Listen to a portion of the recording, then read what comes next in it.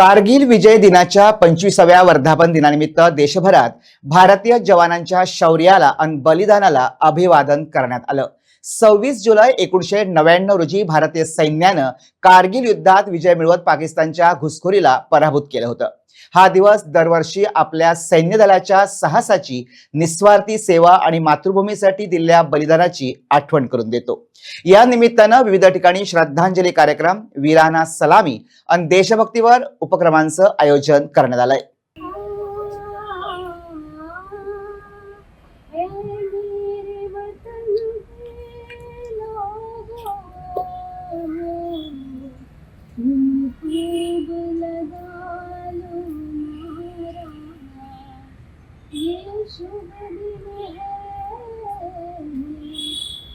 सबका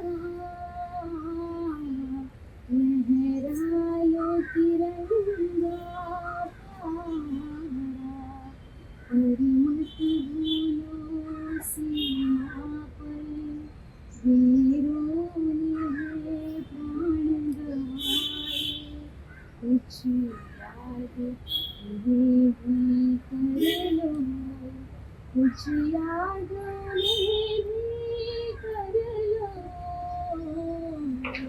जो लौट घर न आए, जो लौट घर न आए। मेरे वतन के लोगों, जरा आँख में भर लो पानी। शहीद हुए उनकी जरा याद करो कुर्बानी। मेरे वतन के लोगों, जरा आँख में भर लो पानी। जो शहीद हुए हैं उनकी जरा याद करो कुर्बानी। जब घायल हुआ हिमालय, खतरे में खड़ी आजादी।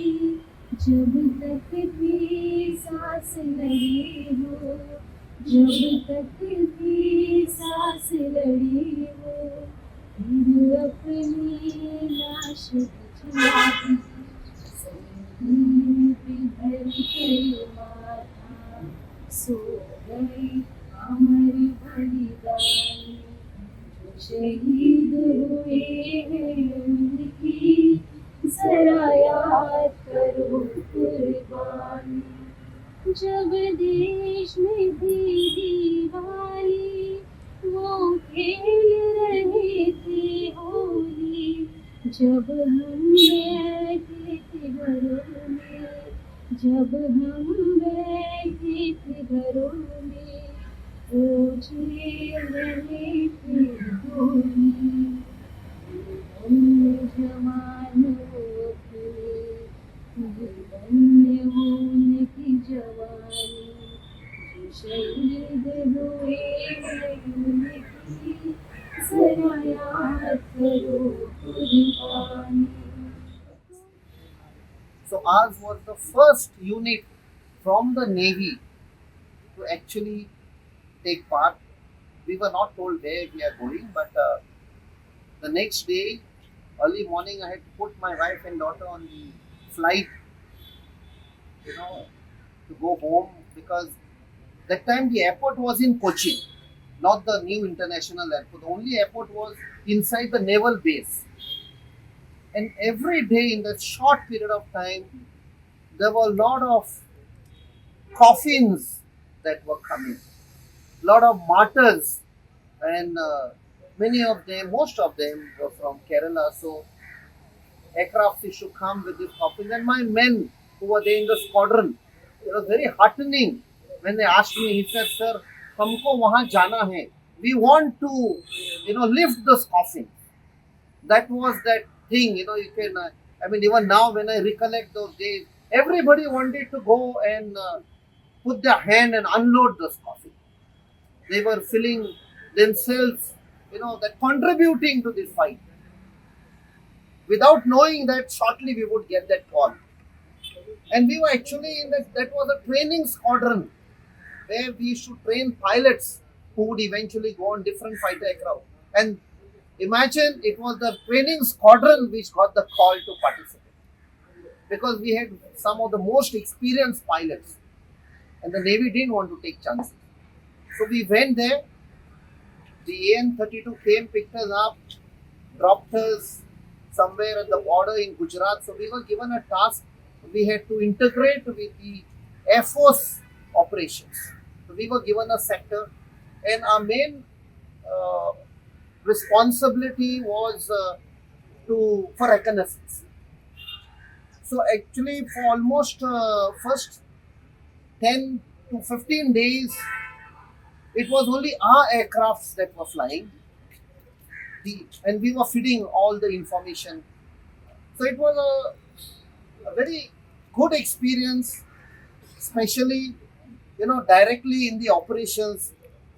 There was no place to sleep.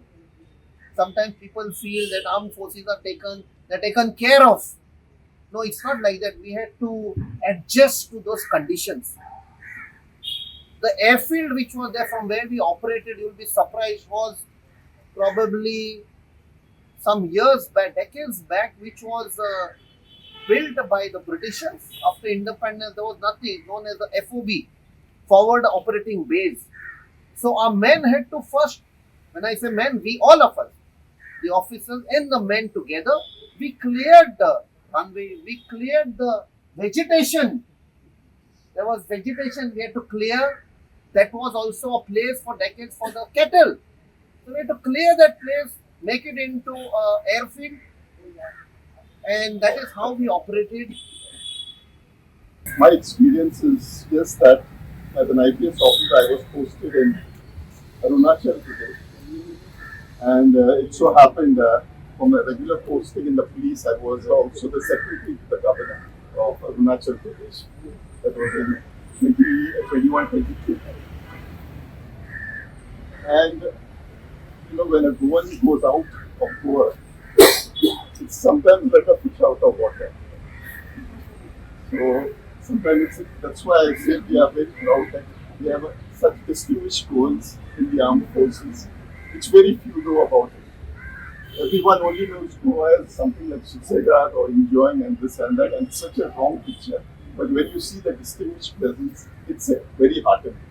And it is in this connection that while I was in Arunachal, I came to know that on 4th November 1963, Major E.D. Fernandez was engineer. After the 1962 war, was sent to Arunachal Pradesh to prepare an airfield after the 62 war. So during one of his visits in the Siang district of Arunachal Pradesh,